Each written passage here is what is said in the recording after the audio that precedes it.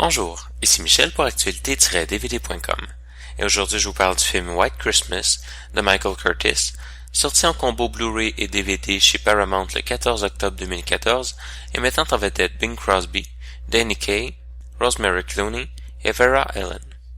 Deux anciens soldats qui font dans le spectacle musical viennent en aide à leur ancien général propriétaire d'un hôtel en difficulté financière dans le Vermont. Il y a certains films qui ont une telle institution autour qu'il nous semble parfois inutile de les voir pour les avoir vus. Il en est de même pour Singin' in the Rain, comme pour White Christmas, dont tout le monde connaît la chanson principale, mais, pour ceux qui ne l'ont pas vu, reste surpris de voir autour de quoi l'histoire tourne. Juste à temps pour Noël, White Christmas est ce genre de film enchanteur qui veut vous faire vivre la magie du temps des fêtes avec ce mélange de miracles et de bonne volonté. À ce niveau, il faut avouer que le film frappe assez fort avec l'idée de la camaraderie, du lien impossible à briser entre les membres d'un bataillon qui est parfaitement rendu. On limite justement les miracles pour ne pas en mettre trop. Un peu de neige à la fin, comme on peut s'y attendre à cause de tous les films et séries télé qui ont réutilisé cette idée ad nauseam.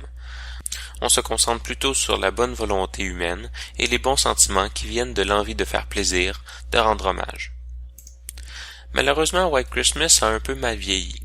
Si on le compare par exemple à Singin' in the Rain, qui reste un enchantement complet pratiquement du début à la fin, White Christmas, peut-être pour ceux qui le voient pour la première fois, est parsemé de petites tares qui accrochent un public un peu plus jeune ou moins lié émotivement au film.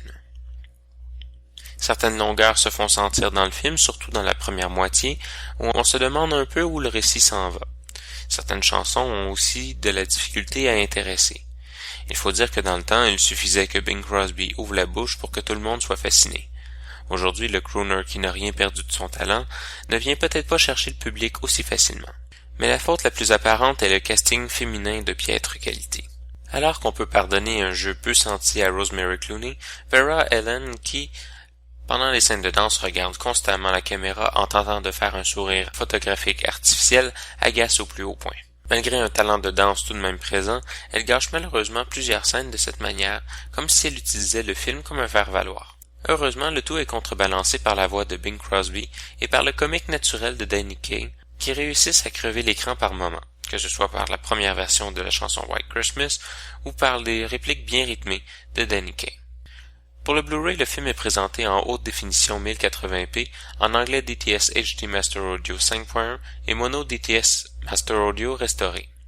En français, espagnol et portugais mono Dolby Digital avec les sous-titres en anglais, français, espagnol et portugais.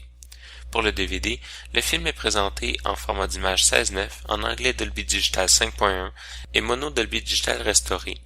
En français et espagnol, mono Dolby Digital avec les sous-titres en anglais, français, espagnol et portugais. Dans les suppléments, on retrouve un sing-along, des apparitions de Bing Crosby et Danny Kaye dans des émissions de télévision incluant un duo virtuel entre Bing Crosby et Michael Bublé, un documentaire de 1954 pour l'UNICEF avec Danny Kaye et une galerie photo pendant les répétitions. Des commentaires de Rosemary Clooney, deux bandes-annonces originales, des histoires sur l'arrière-scène, des documentaires sur Bing Crosby, Danny Kaye, Rosemary Clooney et la chanson White Christmas de Irving Berlin.